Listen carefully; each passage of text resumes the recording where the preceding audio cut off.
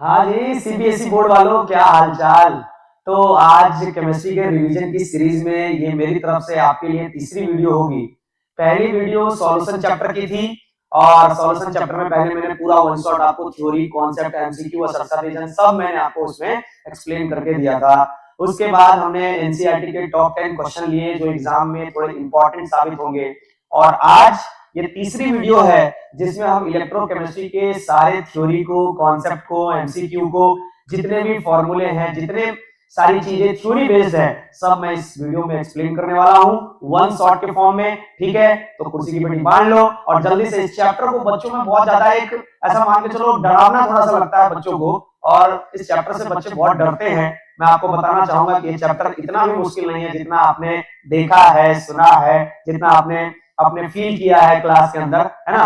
हाँ, मैं मानता हूं कि इस चैप्टर में लेंदी बहुत ज्यादा एक कॉन्सेप्ट पढ़ने के लिए है, बहुत सारे अलग अलग टाइप के फॉर्मूले हैं, लेकिन अगर आप देखा जाए, अगर आप ठीक से अगर इसको समझोगे तो ये चैप्टर हमारे रियल लाइफ से रिलेटेड है। और इस चैप्टर को हम आइए जरा शुरू करते हैं, और एक वन शॉट में रहेगा बेटा ये, है ना, और बहुत ही आसानी तरीके से मैं आपके सामने बहुत सारी चीजों को एक्सप्लेन करने वाला हूँ। तो आइए, इतना हमारे पास टाइम वैसे ही बहुत कम है बेटा। आइए, सबसे पहले हम देख रहे हैं इलेक्ट्रोकेमिकल सेल। जरा मैं पेन चेंज कर लूं। इलेक्ट्रोकेमिकल सेल, इलेक्ट्रोकेमिकल सेल क्या होता है भैया? एक ऐसी डिवाइस जो केमिकल एनर्जी को इलेक्ट्रिकल एनर्जी में कन्वर्ट करता है। मतलब क्या, इसको आसान भाषा में अगर कहें, भैया केमिकल रिएक्शन से अगर मुझे करंट मिल जाए तो ऐसे डिवाइस को हम क्या कहेंगे बेटा?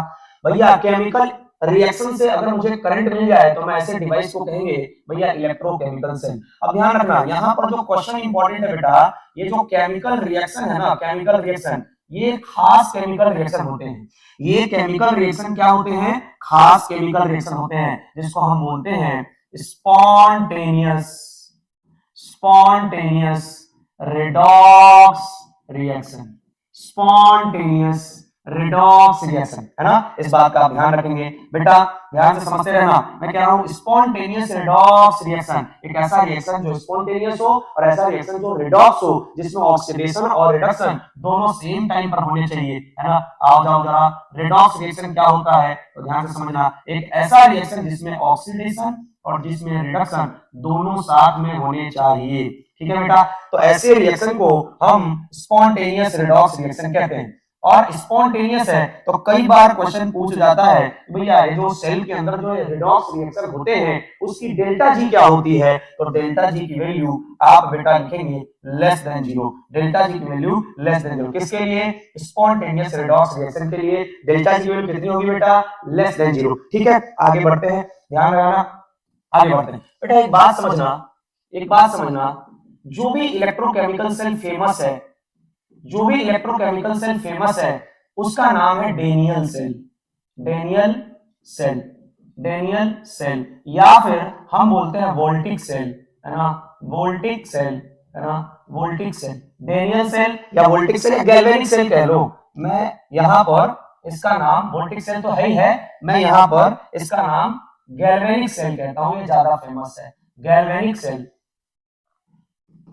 है ना भाई, गैल्वेनिक सेल। अब ये दोनों सेम ही है ना, और लगा देता हूं, दोनों का नाम डेनियल सेल कह लो या फिर गैल्वेनिक सेल कह लो। बेटा ध्यान से समझना, जो आपको समझाने आया हूं बहुत ही आसान भाषा में धीरे धीरे आपको समझा के यहाँ से वन शॉट के फॉर्म में इलेक्ट्रोकेमिस्ट्री आपको रिवाइज करा दूंगा, है ना। तो जो फेमस है इलेक्ट्रोकेमिकल सेल कौन है? डेनियल सेल और गैल्वेनिक सेल, दोनों का नाम सेम ही है, कोई बात नहीं, आप ध्यान रखना। अच्छा, क्या होता है भैया?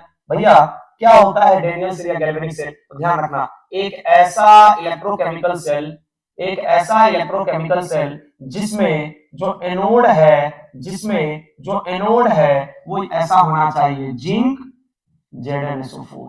मतलब कंटेनर में जो सॉल्यूशन रहेगा वो Zn SO4 का रहेगा, जो रॉड रहेगा वो जिंक का रहेगा। और जो बेटा कैथोड होना चाहिए, जो कैथोड होना चाहिए वो होना चाहिए कॉपर और कॉपर सल्फेट का। भैया कॉपर सल्फेट का सॉल्यूशन रहेगा और कॉपर का रॉड रहेगा, इस बात का आप ध्यान रखेंगे। ठीक है, तो ये इलेक्ट्रोकेमिकल सेल है भैया। जो इलेक्ट्रोकेमिकल सेल के अंदर जो एनोड रहेंगे, मैं डेनियल सेल या गैल्वेनिक सेल की बात कर रहा हूं, तो जो डेनियल सेल और गैल्वेनिक सेल है उसमें जो एनोड रहेगा वो रहेगा जिंक, और जो सॉल्यूशन रहेगा Zn SO4। जो कैथोड रहेगा वो रहेगा कॉपर, और जो सॉल्यूशन रहेगा वो रहेगा कॉपर सल्फेट। ठीक है बेटा। अच्छा, यहाँ पर यहां पर बेटा मैं जरा इसको एक अलग फॉर्म में आपके सामने लिख देता हूं। अगर कभी आपको डेनियल सेल लिखना हो या गैल्वेनिक सेल लिखना हो, गैल्वेनिक सेल, तो आप इस तरीके से गैल्वेनिक सेल लिखना। देखना जरा, पहले लिख देना एनोड जिंक ZnSO4। तो ये क्या है हमारे पास, ये है एनोड के बारे में लिख दिया मैंने। बीच में होता है बेटा सॉल्ट ब्रिज, बीच में होता है सॉल्ट ब्रिज, और इधर जो होता है कैथोड, आप लिखना कॉपर, और ये कॉपर सल्फेट। इसको याद कर लेना, ये भी सेल रिप्रेजेंटेशन नहीं है, मैंने सेल रिप्रेजेंटेशन नहीं लिखा, आपको याद करने के लिए दिया है कि भाई गैल्वेनिक सेल कैसा दिखता है, तो बोलेंगे ZnSO4, बीच में होता है सॉल्ट ब्रिज, उसके बाद आता है कॉपर, कॉपर सल्फेट। आ जाओ जरा, मैं सॉल्ट ब्रिज के बारे में आपको बात कर देता हूं। बेटा सॉल्ट ब्रिज थोड़ा सा इंपॉर्टेंट टॉपिक है आपके लिए, एमसीक्यू में या फिर 1-2 मार्क्स के लिए पूछा जाता है। सॉल्ट ब्रिज क्या होता है, एक इन्वर्टेड यू शेप का ट्यूब है, एक इन्वर्टेड यू शेप का ट्यूब है, जिसके अंदर बेटा, जिसके अंदर हम डालते हैं इलेक्ट्रोलाइट KCl डाल सकते हैं, KNO3 डाल सकते हैं, है ना। हम इस तरीके के इलेक्ट्रोलाइट डालते हैं जो कि स्ट्रॉन्ग इलेक्ट्रोलाइट होने चाहिए। उसके बाद इसको हम किसके साथ मिला के डालते हैं, तो सेमी सॉलिड, कोई भी सेमी सॉलिड ले लो, जैसे अगर पेस्ट लेते हैं, सेमी सॉलिड कोई ले लो, या फिर अगर पेस्ट लेते हैं। अगर पेस्ट क्यों लेते हैं बेटा, क्योंकि ये जो सेमी सॉलिड है, ये जो अगर पेस्ट है, ये इस केटाइन और एनायन को यहां से मूव करने में, मोबिलिटी को बढ़ाने में, मतलब आयंस को मूव करने में हेल्प करता है। ठीक है जी, तो ये हो गया सॉल्ट ब्रिज। भैया सॉल्ट ब्रिज के क्या फंक्शन है, भैया क्या फंक्शन है, तो सॉल्ट ब्रिज के फंक्शन है, पहला इलेक्ट्रिकल न्यूट्रलिटी को बढ़ाता है, इलेक्ट्रिकल न्यूट्रलिटी को बढ़ाने का काम करता है। भैया हमेशा आयन और जो भी आयंस है प्लस और माइनस को, उसको मैनेज करने का काम करता है। दूसरा भैया सर्किट को कंप्लीट करने का काम करता है, सर्किट को कंप्लीट करने का काम करता है, सर्किट को कंप्लीट करने का काम करता है। ठीक है जी, तो ये हो गया सॉल्ट ब्रिज। भैया डेनियल सेल कैसा होता है, डेनियल सेल फेमस है तो आप इसको याद रखेंगे। भैया गैल्वेनिक सेल, डेनियल सेल कैसा दिखता है, इस तरीके से आपको एक कंटेनर, बीच में सॉल्ट ब्रिज, दूसरा कंटेनर। भैया सॉल्ट ब्रिज कैसा होता है, सॉल्ट ब्रिज ये होता है, क्या फंक्शन होता है भैया सॉल्ट ब्रिज का, तो इलेक्ट्रिकल न्यूट्रलिटी को मेंटेन करने का काम करता है कंटेनर के अंदर, अभी आपके सामने बनाने भी जा रहा हूं, और सर्किट को कंप्लीट करने का काम करता है बेटा। ठीक है जी, आगे बढ़ते हैं। बेटा ध्यान लगाना, कह रहा है ध्यान से सुनना कि भाई concept of E external, E external से पहले मैं आपको कुछ चीज बताना चाहता हूं बेटा, ध्यान से समझना। मैं ई एक्सटर्नल से पहले मैं आपको थोड़ा सा रिएक्शन के बारे में बता देता हूं, ध्यान से सुनना। मैं ये कह रहा हूं कि मेरे पास अब मैं कंटेनर बना रहा हूं जो आपके सामने प्रॉपर डेनियल सेल एक बार आपको समझा दूं, है ना, प्रॉपर डेनियल सेल एक बार समझा देता हूं। तो यहां पर मैं 2 कंटेनर लिया, इस कंटेनर के अंदर मैंने जो सॉल्यूशन लिया, मैंने बोला था आपको याद कर लो ZnSO4, और इस कंटेनर के अंदर मैंने जो सॉल्यूशन लिया वो लिया कॉपर सल्फेट CuSO4। उसके बाद मैंने बेटा इसके अंदर रॉड रखी, इसके अंदर मैंने रॉड रखा, इसके अंदर भी मैंने रॉड रखा, है ना। दोनों रॉड कौन से होंगे, अभी आपको याद कराया था, अभी आपको याद कराया था। ये रॉड कौन सा है बेटा, ये रॉड है जिंक का रॉड, और ये रॉड कौन सा है बेटा, ये रॉड है कॉपर का रॉड। ठीक है जी, जब भी हम क्या करते हैं, अगर इन दोनों रॉड को या इन दोनों सॉल्यूशन को, अगर मैं वायर से कनेक्ट कर देता हूं बेटा, वायर से कनेक्ट करते ही यहां पर अपने आप रिएक्शन होने लगते हैं, है ना।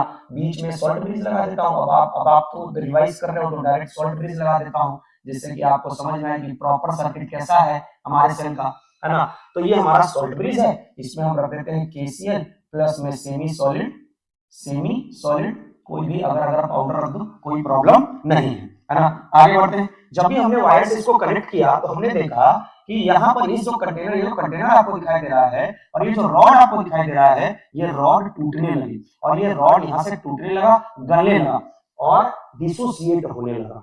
ठीक है जी, तो आइए जरा हम लिखते हैं एट एनोड।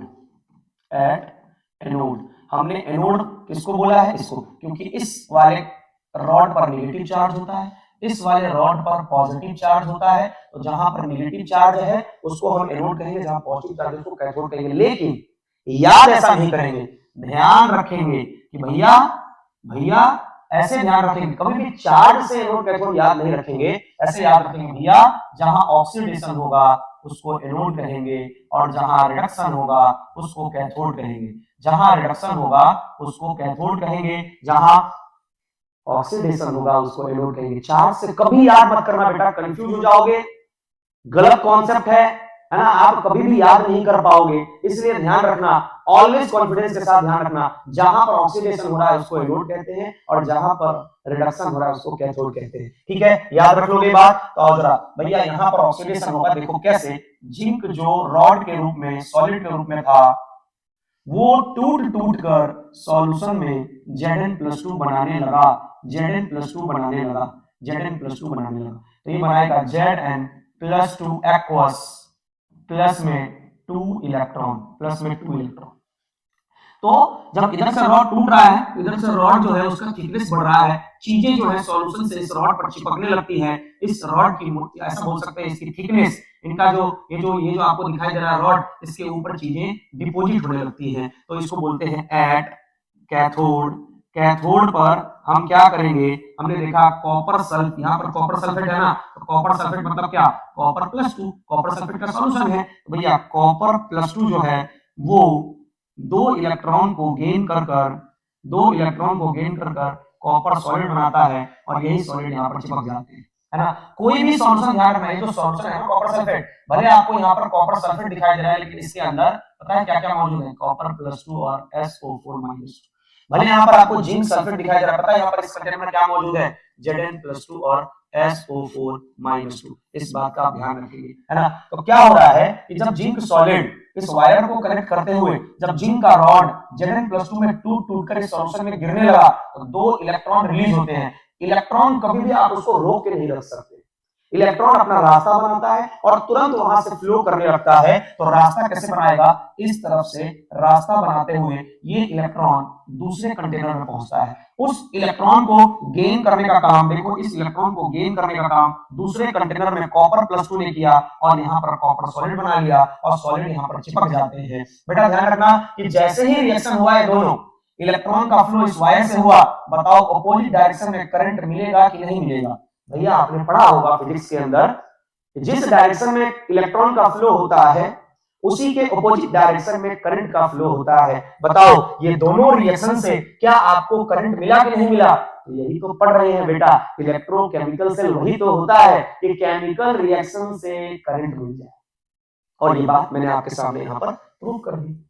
तो आइए जरा इस रिएक्शन को टोटल करते हैं, बेटा इस रिएक्शन को। जब इस रिएक्शन को जोड़ेंगे, जब भी आप आज के बाद कभी भी 2 ऑक्सीडेशन या रिडक्शन को जोड़ना, अगर जोड़ोगे ना, तो कॉन्सेप्ट क्या है ध्यान से समझो। अगर आप कभी भी रेडॉक्स रिएक्शन बनाना चाहते हैं और उसके लिए ऑक्सीडेशन रिडक्शन को जब आप जोड़ रहे हैं, तो इस बात का आप ध्यान रखेंगे कि दोनों रिएक्शन के अंदर इलेक्ट्रॉन जो है वो सेम होने चाहिए। अगर इलेक्ट्रॉन सेम नहीं है तो आप सेम करेंगे। यहाँ पर मुझे इलेक्ट्रॉन सेम दिखाई दे रहे हैं, इसलिए मैं यहाँ पर दोनों को डायरेक्ट जोड़ सकता हूं। यहाँ लिखूंगा Zn solid plus copper+2 aqueous gives Zn+2 aqueous plus copper solid. ठीक है बेटा, तो इसको हम कहते हैं सेल रिएक्शन।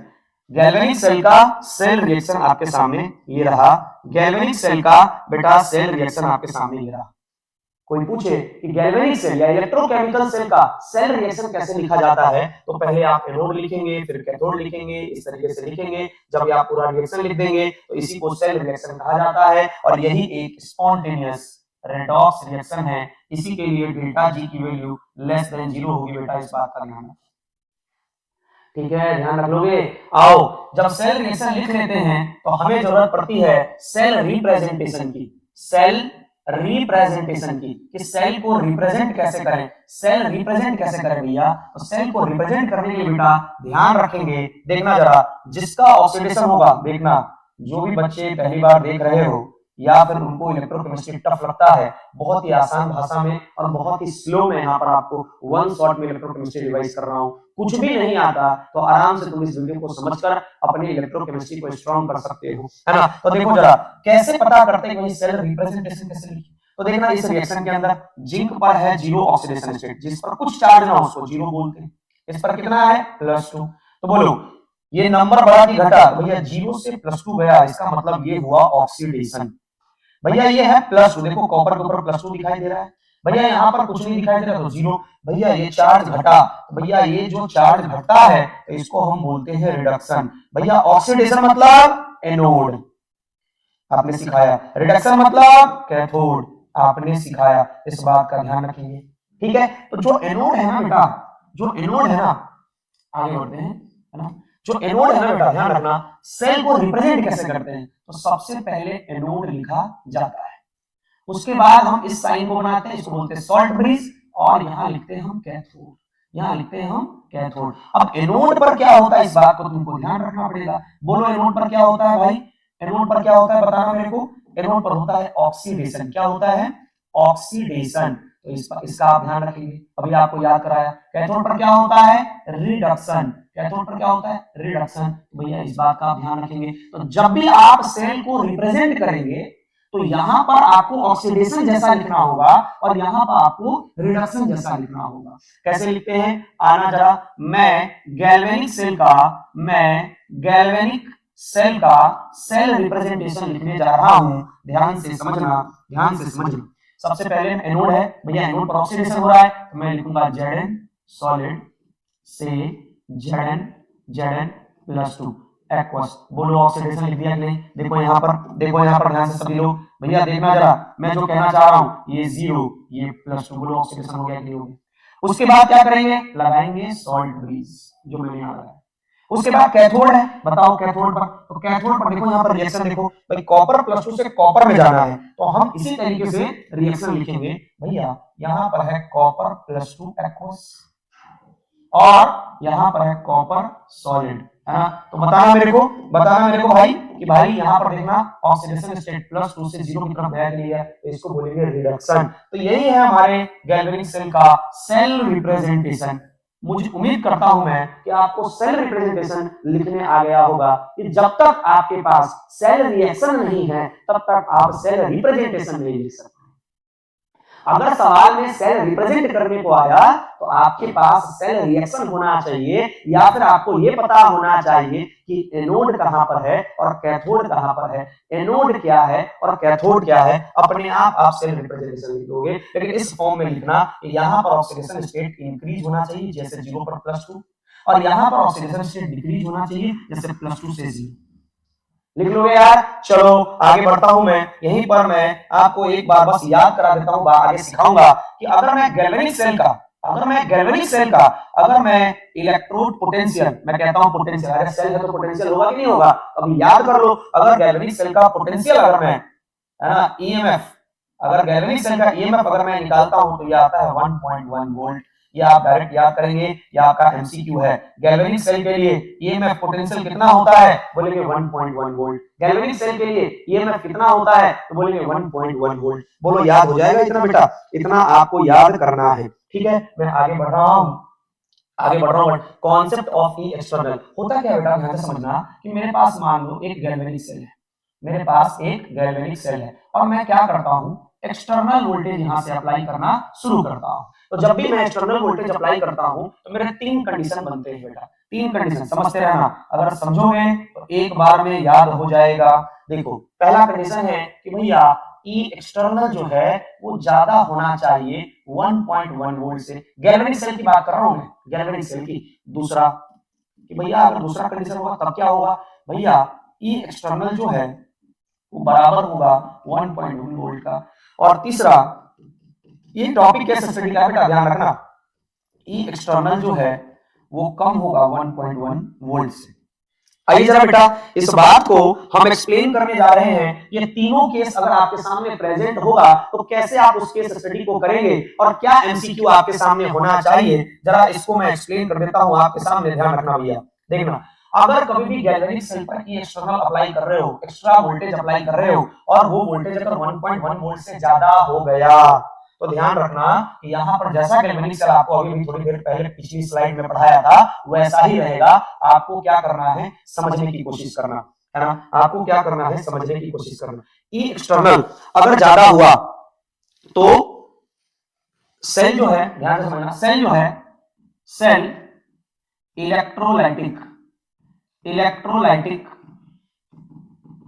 सेल जैसा बन जाएगा। मतलब चीजें बिल्कुल उल्टी हो जाएंगी, अपोजिट हो जाएंगी। रिएक्शन क्या हो जाएगा? अपोजिट। रिएक्शन अपोजिट हो जाएगा बेटा, इस बात का ध्यान रखना। रिएक्शन अपोजिट हो जाएगा। मतलब क्या है? मतलब मैं आपको ये समझा देता हूं, ध्यान से देखो जरा इस बार, मैं आपको मतलब समझा देता हूं कि भैया अगर ये एक्सटर्नल देखना जरा, अगर ये एक्सटर्नल आपने 1.1 वोल्ट से ज्यादा अप्लाई कर दिया तो ये जो इलेक्ट्रॉन इधर से इधर जा रहे हैं वो इलेक्ट्रॉन यहाँ से इधर की तरफ जाने लगेंगे। ये याद करना, आपको ध्यान रखना है। ऐसा लैब में जब भी आप एक्सपेरिमेंट करोगे तो देखा गया कि अगर आप ये एक्सटर्नल 1.1 वोल्ट से ज्यादा अप्लाई करोगे तो इलेक्ट्रॉन यहाँ से इधर फ्लो होने लगेगा, करंट यहाँ से इधर फ्लो होगा, सब कुछ अपोजिट हो जाएगा। मैं ये कहना चाह रहा हूँ, वही बात मैं यहाँ लिखने वाला हूँ। देखो भैया, करंट का फ्लो, जो करंट का फ्लो है वो जिंक से कॉपर की तरफ होने लगेगा। जो इलेक्ट्रॉन का फ्लो है, जो इलेक्ट्रॉन का फ्लो है वो ध्यान रखना कॉपर से जिंक की तरफ होने लगेगा। ठीक है जी, इस बात का आप ध्यान रखेंगे, है ना, ये आप ध्यान रखेंगे। और तीन बातें हैं, इलेक्ट्रोलाइटिक सेल जैसा बिहेव करने लगता है ना। अगर ये एक्सटर्नल 1.1 वोल्ट के बराबर हो गया तो बोलेंगे करंट नहीं होगा सर्किट के अंदर, इलेक्ट्रॉन का फ्लो रुक जाएगा, सब कुछ स्टॉप हो जाएगा, सब कुछ स्टॉप हो जाएगा, सब कुछ स्टॉप हो जाएगा, इलेक्ट्रॉन का फ्लो रुक जाएगा, करंट स्टॉप हो जाएगा। अगर ये एक्सटर्नल 1.1 वोल्ट से अगर आप कम अप्लाई करेंगे तो ध्यान रखना ये एक इलेक्ट्रोकेमिकल सेल जैसा बिहेव करेगा, इलेक्ट्रोकेमिकल सेल जैसा बिहेव करेगा, इलेक्ट्रोकेमिकल सेल जैसा बिहेव करेगा। अच्छा जी, भैया करंट का, इलेक्ट्रॉन का फ्लो कहां से कहां? बोलेंगे जिंक से कॉपर की तरफ। और भैया करंट का फ्लो कहां से कहां? बोलेंगे कॉपर से जिंक की तरफ। इस बात का ध्यान रखेंगे, इस बात का ध्यान रखेंगे। और सारी चीजें मैं आपको जरा एक बार क्वेश्चन देता हूं, एक छोटा सा क्वेश्चन है आपके पास, ध्यान से समझना। अरे ई एक्सटर्नल लेस देन 1.1 वोल्ट, ई एक्सटर्नल लेस देन 1.1 वोल्ट, बताओ जिंक डिसोसिएट, जिंक डिसोसिएट सही की गलत, सही की गलत, जिंक डिसोसिएट सही की गलत। अब देखो यार भैया, अगर आप कह रहे हो ये एक्सटर्नल 1.1 वोल्ट से छोटा है तो भैया इसका मतलब है कि वो इलेक्ट्रोकेमिकल सेल बनेगा, और इलेक्ट्रोकेमिकल सेल बनेगा तो इलेक्ट्रॉन का फ्लो कहां से कहां होगा? भैया जिंक से कॉपर की तरफ। डायग्राम में देख लेना, डायग्राम बना लिए हो तो जिंक से कॉपर की तरफ। अरे एक बात बता, जहां से इलेक्ट्रॉन चलता है वही तो डिसोसिएट होता है, करेक्ट आंसर है ना। बोलेंगे कॉपर डिपॉजिटेड, कॉपर डिपॉजिटेड, है ना। कॉपर अगर डिपॉजिट, ये भी सही बात है, ये भी सही बात है, कॉपर डिपॉजिट हो रहा है। ये सारी बातें आपको ध्यान रखना पड़ेगा, ये सारी बातें आपको ध्यान रखना पड़ेगा। बोलेंगे अगर ये एक्सटर्नल 1.1 वोल्ट से अगर छोटा है तो बोलो एनोड कौन होगा? तो एनोड होगा जिंक। बोलेंगे कैथोड कौन होगा? तो कैथोड होगा कॉपर। इस बात का ध्यान रखिए।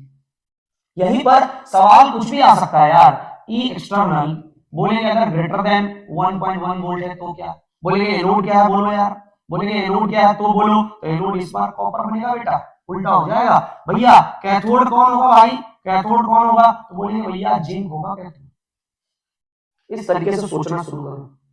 तो ये पूरा केस स्टडी तुम्हारे सामने मैंने एक्सप्लेन कर दिया है, इस बात का तुम ध्यान रखना। आओ, मैंने यहाँ पर ई एक्सटर्नल का सारा कॉन्सेप्ट तुम्हारे सामने रिवाइज कर दिया। अब मैं आगे बढ़ रहा हूँ, concept of electrode potential, SRP, SOP, E naught of anode, E naught of cathode तुम्हारे सामने एक्सप्लेन करने जा रहा हूँ। आओ जरा ध्यान से सुनना। मैं कह रहा हूँ एक, मैं सिर्फ सिंगल कंटेनर ले रहा हूँ इस बार, सिर्फ सिंगल कंटेनर। इस कंटेनर के अंदर मैं यहाँ पर रॉड रखा था, याद होगा आपको, है ना। दो कंटेनर में आपको मैंने अभी एक सेल समझाया है, और यहाँ पर मैं सिंगल कंटेनर से आपको इलेक्ट्रोड पोटेंशियल समझा देता हूँ। तो भैया मैंने एक सिंगल कंटेनर लिया है, और जब मैं सिंगल कंटेनर लेता हूँ तो यहाँ पर ये है इलेक्ट्रोड, यहाँ पर होते हैं सॉल्यूशन। बताओ सॉल्यूशन के अंदर देखो, जैसे मान लो मैं ले रहा हूँ यहाँ ZnSO4, और यहाँ पर ये मान लो रॉड है जिंक का, तो जरा बताना कि ZnSO4 मतलब क्या? यहाँ पर Zn+2 के चार्ज होंगे, Zn+2 के बहुत सारे आयंस होंगे, Zn+2 के बहुत सारे आयंस होंगे। और रॉड पर कौन सा चार्ज हो रहा था बेटा? Negative charge. तो बताओ जरा, रॉड पर नेगेटिव चार्ज और Zn+2 पर पॉजिटिव चार्ज। भैया यहाँ पर सॉल्यूशन में पॉजिटिव चार्ज, तो क्या यहाँ चार्ज का सेपरेशन हुआ कि नहीं हुआ? ध्यान रखेंगे, रॉड में और सॉल्यूशन में चार्ज के सेपरेशन के होने की वजह से यहाँ पर पोटेंशियल जनरेट होगा, और इसी पोटेंशियल को इलेक्ट्रोड पोटेंशियल कहते हैं। दो प्लेट के बीच में अगर आप चार्ज का डिफरेंस क्रिएट कर लो तो वहां पर पोटेंशियल जनरेट हो जाता है। यहां पर सेम कहानी है, सेम कॉन्सेप्ट है। एक रॉड है, एक सॉल्यूशन है, रॉड पर नेगेटिव चार्ज, सॉल्यूशन में पॉजिटिव चार्ज, चार्ज का सेपरेशन क्रिएट हुआ, और इसीलिए यहां पर electrode potential create.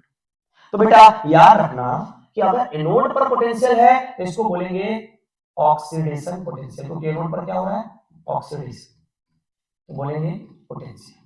Oxidation potential. अगर यही कंटेनर मैं कैथोड का लेता तो उसका नाम क्या होता, reduction potential, reduction potential, reduction. मैंने अभी लेफ्ट वाला कंटेनर उठाया, लेफ्ट वाले कंटेनर से आपको एग्जांपल समझाए, तो लेफ्ट में तो ऑक्सीडेशन हो रहा है, तो वहां जो पोटेंशियल होगा इलेक्ट्रॉन पोटेंशियल को क्या बोलेंगे, ऑक्सीडेशन पोटेंशियल। और जो राइट वाला कंटेनर उसमें जो पोटेंशियल है उसको क्या बोलेंगे, रिडक्शन पोटेंशियल। तो अब आपको समझ में आ गया होगा कि भैया इलेक्ट्रॉन पोटेंशियल क्या होता है, ऑक्सीडेशन पोटेंशियल क्या होता है, रिडक्शन पोटेंशियल क्या होता है। बेटा ध्यान रखना, हमें जो इलेक्ट्रॉन पोटेंशियल पढ़ने हैं, हमें जो इलेक्ट्रॉन पोटेंशियल पढ़ना है वो स्टैंडर्ड कंडीशन में पढ़ना है, ज्यादातर स्टैंडर्ड कंडीशन में, क्योंकि यही हमें लैब से कैलकुलेट की हुई वैल्यू है। स्टैंडर्ड कंडीशन क्या होता है, तो भैया जब कंटेनर के अंदर आयंस का कॉन्सेंट्रेशन 1 m होना चाहिए, 1 मोलर, ठीक है जी। टेम्परेचर बेटा 25 डिग्री सेल्सियस होना चाहिए और प्रेशर बेटा 1 बार होना चाहिए। अगर इस कंडीशन में मैं पोटेंशियल को यहाँ पर मेजर करूं तो भैया मेरे पोटेंशियल को स्टैंडर्ड पोटेंशियल कहा जाएगा, स्टैंडर्ड इलेक्ट्रोड पोटेंशियल मैं कह रहा हूं। इन स्टैंडर्ड कंडीशन, यहां लिख देता हूं in standard condition, in standard condition. तो मुझे लगता है आपको स्टैंडर्ड का मतलब भी समझ में आ गया। नॉर्मल कंडीशन में इलेक्ट्रोड पोटेंशियल, इस कंडीशन में स्टैंडर्ड इलेक्ट्रोड पोटेंशियल। स्टैंडर्ड को हम नॉट से लिखते हैं, तो ध्यान से समझना बेटा, यहां समझ लो। एक हो गया स्टैंडर्ड ऑक्सीडेशन पोटेंशियल, एक हो गया स्टैंडर्ड रिडक्शन पोटेंशियल। देखो oxidation potential normal condition, standard लगा दी, तो standard oxidation potential, standard reduction potential, ध्यान से समझते रहेंगे। अच्छा देखना बेटा, स्टैंडर्ड ऑक्सीडेशन पोटेंशियल को ही क्या कहते हैं, ई नॉट ऑफ एनोड, नहीं कह सकते इसको एनोड, नॉट का मतलब स्टैंडर्ड, एनोड का मतलब ऑक्सीडेशन पोटेंशियल। यहां देखना इसको क्या कहेंगे, ई नॉट ऑफ कैथोड, इसको क्या कहेंगे, ई नॉट ऑफ कैथोड। दोनों बात सेम ही है भैया, ऑक्सीडेशन एनोड पर होता है, नॉट आपने स्टैंडर्ड के लिए लगाया और है इलेक्ट्रॉन पोटेंशियल इसलिए ई। भैया ई नॉट ऑफ एनोड को ही एसओपी कहते हैं, ई नॉट ऑफ कैथोड को एसआरपी कहते हैं। ये आपको बहुत अच्छी तरीके से ध्यान रखना पड़ेगा, बच्चे यहीं पर सबसे ज्यादा कंफ्यूज होते हैं और उनका कॉन्सेप्ट यहाँ पर बेटा उनका इसलिए क्लियर नहीं रहता है। ठीक है, आओ आगे की बात समझाना जा रहा हूं समझाएं। जैसे कैसे पहचानोगे, मान लो ये x है, ठीक है, और यहाँ पर मुझे x+2 दिया है, इसको कैसे लिखेंगे, तो ये x है, ये जाएगा x+2 में, तो कितने इलेक्ट्रॉन हो जाएंगे, 2 इलेक्ट्रॉन। भैया ये इलेक्ट्रॉन कैसे लिखते हो यार, मुझे समझा दो। जिस तरफ चार्ज ज्यादा होगा और जितना ही ज्यादा चार्ज होगा उतना ही इलेक्ट्रॉन ऐड कर लेना। देखना जरा, इधर चार्ज क्या है 0, इधर चार्ज क्या है +2, तो चार्ज किधर ज्यादा है इधर, इसका मतलब इलेक्ट्रॉन इधर ही ऐड करेंगे। कितना चार्ज ज्यादा है तो 2, इसलिए 2 इलेक्ट्रॉन ऐड किए। तो देखो जरा 0 से +2 ये कैसा है, बोलेंगे ऑक्सीडेशन है भैया। तो यहाँ पर जो पोटेंशियल होगा उसको क्या लिखेंगे, इलेक्ट्रोड पोटेंशियल, क्या लिखेंगे, ऑक्सीडेशन पोटेंशियल। और अगर स्टैंडर्ड कंडीशन में क्या लिखेंगे, स्टैंडर्ड ऑक्सीडेशन पोटेंशियल। लिखेंगे कैसे बेटा, तो बोलेंगे ई नॉट ऑफ एनोड, और इसी को अगर अच्छे से लिखना हो तो लिखेंगे ई नॉट। कैसे कैसे लिखा, x जो है वो x+2 में कन्वर्ट हो गया, तो यही आपको लिखने का तरीका सिखा दिया। कैसे पहचानोगे कि एनोड क्या, ई नॉट ऑफ एनोड क्या है या एसओपी क्या है। देखो जरा 0 से +2 क्या ऑक्सीडेशन स्टेट बढ़ा, तो भैया ये ऑक्सीडेशन पोटेंशियल है। हमेशा याद रखो यार, कंफ्यूजन यहीं पे है, बच्चा यहीं पे कंफ्यूज होता है। एसओपी मतलब यहाँ पर देखो चार्ज बढ़ना चाहिए। अब मान लो इसी का मैं रिडक्शन पोटेंशियल लिखता तो ऐसे लिखता, x+2 प्लस में 2 इलेक्ट्रॉन और ये जाता x की तरफ, तो क्या होता, लिखते हैं SRP। क्यों SRP, क्योंकि ये लेफ्ट साइड में +2 है, यहाँ 0 है, तो देखो चार्ज कम हुआ तो बोलेंगे रिडक्शन पोटेंशियल। स्टैंडर्ड कंडीशन में SRP, स्टैंडर्ड रिडक्शन पोटेंशियल। कैसे लिखेंगे, लिखेंगे E naught of cathode, E naught of cathode, और इसी को कैसे लिखेंगे, ई नॉट, बोलो जरा x+2 से x। ठीक है, तो अब मुझे लगता है कि आपको एसआरपी और एसओपी समझ में आ गया होगा कैसे लिखा जाता है। तो चलो थोड़ा प्रैक्टिस कर लेते हैं, कुछ बच्चों को दिक्कत होती है इसमें, तो मुझे बताओगे ये क्या लिखा हुआ है, ई नॉट ऑफ कॉपर +2 से कॉपर, बताओ जरा क्या लिखा हुआ है। तो मन में सोचिए एसआरपी, कैसे पता लगा, भैया यहाँ +2 है, यहाँ 0 है, चार्ज कम हो गया तो भैया रिडक्शन पोटेंशियल हुआ, इसलिए इसको बोला एसआरपी, इसलिए इसको बोला एसआरपी। अगला सवाल करना, E naught of, E naught of, ठीक है, मान लो मैं कह रहा हूं ई नॉट ऑफ ये Zn से Zn+2, बताओगे क्या है ये, भैया ये 0 से +2 ये है SOP। अब मुझे लगता है SRP SOP सबको क्लियर हो गया होगा, बहुत ही बेसिक से मैंने आपको शुरू किया है ना। आगे बढ़ते हैं, अब यहां से एक इंपॉर्टेंट पॉइंट तुम्हारे लिए समझाने जा रहा हूं, इस इंपॉर्टेंट पॉइंट को समझना। इंपॉर्टेंट पॉइंट क्या है ये आप नोट करेंगे और स्टार भी लगाएंगे, है ना। For individual electrode, individual electrode, individual electrode मतलब ओनली एक इलेक्ट्रोड, जैसे मान लीजिए मैं कह रहा हूं जिंक इलेक्ट्रोड की बात कर रहा हूं, एक ही इलेक्ट्रोड की बात कर रहा हूं, सिर्फ जिंक। तो जिंक इलेक्ट्रोड के केस में इसका जो एसओपी होगा और इसी का जो एसआरपी होगा, उन दोनों में सिर्फ साइन का रिलेशन है, मतलब दोनों एक दूसरे के अपोजिट मतलब साइन से होते हैं। जैसे मान लो ये 30 है तो -30 हो, अगर वो 30 है तो ये -30 हो। तो इसको हम लिखेंगे कैसे, कैसे लिखेंगे, ई नॉट ऑफ Zn से Zn+2 बराबर minus of E naught of Zn+2 से Zn। देखना जरा, ये एसओपी है, ये एसआरपी है, मैंने बीच में नेगेटिव लगा दिया। तो इस तरीके से आप लिखेंगे भैया, अगर आपको किसी भी इलेक्ट्रोड का अगर आपको एसआरपी पता है तो आप उसका एसओपी अपने आप निकाल सकते हो, बस माइनस साइन, भैया आपको साइन चेंज करना होगा। आओ जरा और जरा प्रैक्टिस करते हैं कि मान लो मैं कह रहा हूं ई नॉट ऑफ x+2, यहां लिखा है x, तो अगर मान लीजिए ये दिया है -3 वोल्ट, तो बोलो जरा क्या मैं ई नॉट ऑफ x से x+2 निकाल सकता हूं? हाँ भैया, 3 वोल्ट। हो गया आंसर, हो गया आंसर, इतना ही था। समझ आया, ये कॉन्सेप्ट भी समझ में आ गया कि अगर किसी इलेक्ट्रोड का अगर आपको एक पोटेंशियल पता है एसओपी या एसआरपी में से, तो आप उसका अपोजिट भी, उसका दूसरे वाला भी आराम से निकाल सकते हो। मुझे लगता है यहाँ तक सभी को समझ में आ गया है। आइए जरा हम आगे बढ़ते हैं अपने कॉन्सेप्ट की तरफ। बेटा हम अपने कॉन्सेप्ट की तरफ बढ़ते हैं, यहाँ पर ये टॉपिक पूरा एक्सप्लेन कर दिया। अब हम इनोट सेल की बारी आई है। बेटा अगर मुझे कभी भी किसी भी कंटेनर के अंदर, किसी भी कंटेनर के अंदर, अभी तक तो हम सिर्फ एक कंटेनर की बात कर रहे थे, अब हम दोनों कंटेनर को जब ज्वाइन करेंगे और यहाँ पर अगर मुझे वोल्टेज क्रिएट करना हो, ये वोल्टेज पता लगाना हो, इस वोल्टेज को निकालने के लिए फॉर्मूला ई नॉट सेल बराबर E naught of cathode minus E naught of anode. इस बात का फॉर्मूला आप याद रखिएगा। बहुत बच्चों को ये फॉर्मूला भी लगाना नहीं आता है, बहुत बच्चों को फॉर्मूला लगाना नहीं आता है। तो आइए ना, हम किस लिए हैं ध्यान रखेंगे। एक मेरी लाइन आप याद कर लीजिएगा, हम हमेशा एसआरपी में काम करेंगे, एसआरपी में काम करेंगे, एसआरपी में काम करेंगे, ठीक है, इस बात का आप ध्यान रखना। अब एसआरपी में काम करें मतलब सारे फॉर्मूले में आपको एसआरपी पुट करने हैं। तो इस फॉर्मूले में क्या पुट करोगे, कैथोड का एसआरपी, ये आप क्या पुट करोगे, तो ये भी पुट करोगे एसआरपी। तो मैं जब न्यूमेरिकल करूंगा तो आपको सिखाऊंगा, यहाँ पर रिवाइज कर लो। इस फॉर्मूले में हमेशा आप एसआरपी पुट करेंगे, चाहे इलेक्ट्रोड कैसा भी हो। अगर एसओपी भी दिया है ना बेटा, तो एसओपी से एसआरपी निकालना आपको सिखाया है, साइन चेंज कर दो। तो आपको हमेशा फॉर्मूले में एसआरपी पुट करना है। ये आप कॉन्फिडेंस के साथ, कॉन्फिडेंस एकदम पूरे कॉन्फिडेंस के साथ आप इसको याद करके रखना, ध्यान रखना कि भाई किस तरीके से आपको एसओपी और एसआरपी याद करना है। बेटा मैं आगे बढ़ रहा हूं और मैं यहाँ पर जब मैंने आपको ई सेल और ई नॉट सेल सिखा दिया, मैं आपको कैथोड और एनोड के एसओपी एसआरपी सिखा दिए, मैंने एक फॉर्मूले में कैसे आपको वैल्यू पुट करनी है वो सिखा दिया। तो आओ जरा एक क्वेश्चन आता है छोटा सा कि कैसे हम इस फॉर्मूले को यूज करेंगे। बच्चों को थोड़ा समझा भी देता हूं एग्जांपल के लिए। तो मान लो मुझे एक वैल्यू दी गई ई नॉट कॉपर +2 से कॉपर, ये दी गई है 0.34 वोल्ट, और दूसरा है ई नॉट जिंक +2 से जिंक, ये गिवन है मुझे -0.76 वोल्ट। हमेशा ये वैल्यू, हमेशा ऐसी वैल्यू आपको एग्जाम में गिवन होगी, है ना, नॉट के फॉर्म में जो रहती है वैल्यू गिवन होती है क्वेश्चन पेपर में, टेंशन लेने की जरूरत नहीं। मुझसे पूछा गया कि भाई मुझे ई नॉट सेल निकाल के बता, तो मुझे फॉर्मूला याद है, ई नॉट सेल बराबर में ई नॉट ऑफ कैथोड माइनस में ई नॉट ऑफ एनोड, ऊपर लिखा है, और सबको सब एसआरपी में पुट करने हैं। तो कैथोड पर कौन है, तो मैं ये जो वैल्यू गिवन है ये दिया है गैल्वेनिक सेल के लिए, गैल्वेनिक सेल के लिए। अब बताओ गैल्वेनिक सेल में एनोड क्या होता है, तो एनोड होता है जिंक। बोलो कैथोड क्या होता है, तो कैथोड होता है कॉपर। तो आओ जरा भैया कैथोड पर कौन है, तो कॉपर है, कॉपर के पास गए, देखो जरा +2 से 0, ऑलरेडी ये क्या दिया है एसआरपी, तो इसका मतलब ये वैल्यू डायरेक्ट पुट करेंगे 0.34 माइनस। एनोड पर कौन है, जिंक, भैया जिंक का एसआरपी गिवन है क्या, +2 से 0, भैया ऑलरेडी एसआरपी गिवन है, सीधा पुट करेंगे माइनस का 0.76 वोल्ट, इसका आंसर आएगा 1.1।